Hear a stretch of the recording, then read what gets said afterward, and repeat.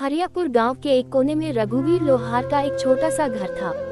उस दिन सुबह सवेरे रघुवीर लोहार अपने औजार लेकर काम पर निकल रहा था। लोहारनी बोली, कब तक ऐसा चलेगा रघु?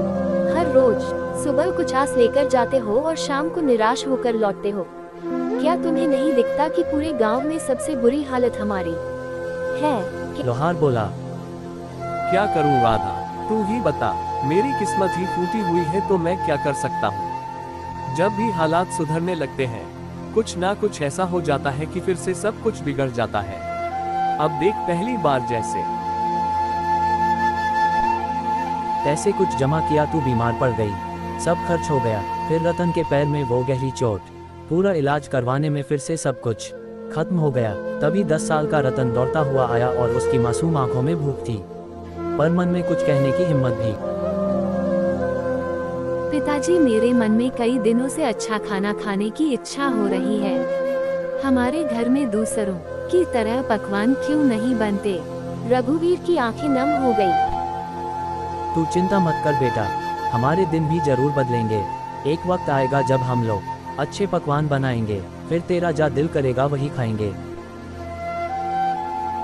ले बोलूं, जब किन पिताजी एक बात बोलूं, जब पड़ोस की ताए अम्मा के घर से पकवानों की खुशबू आती है ना तो मैं तो खींचा चला जाता हूँ।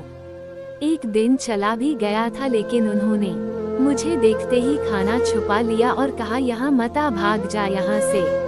तो मैं वापस आ गया। राधा की आंखों से आंसू बहने लगे। रघुवीर कुछ नहीं बोला, चुपचाप अपने औजार उठाए और लोहार की दुकान की ओर चल पड़ा। रघुवीर की लोहार थी उसके चौराहे पर। उस दिन जैसे ही उसने भट्टी सुलगाई और हथौड़ा उठाया, उसे लगा कि उसके बाजुओं में अब पहले जैसी ताकत नहीं रही। उसके हाथों की चोटें भी जैसे थक चुकी थी। हे भगवान, और कितनी परीक्षाएं लोगे, आज एक भी ग्राहक नहीं आया और ऊपर से घर की हालत। रत्न की मासूम बातें सब कुछ तोड़कर रख देती है। तभी गांव का मुखिया दुकान पर आ पहुंचा। उसके चेहरे पर एक औपचमी मुस्कान था। हाँ रघुवीर, क्या हुआ? आज तुम्हारा पहले जैसा हाथों में जोर नहीं दिख रहा। क्या बात है? मन कुछ बोझिल लग रहा है, क्यों? मुखिया जी, अब आप तो सब जानते, फिर भी आप पूछते हैं। मेरा परिवार बड़ी आर्थिक तंगी में है।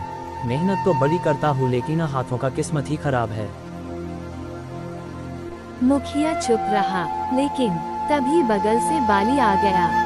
गांव का वो आदमी जिसे दूसरों के दुख में भी मजा आता था।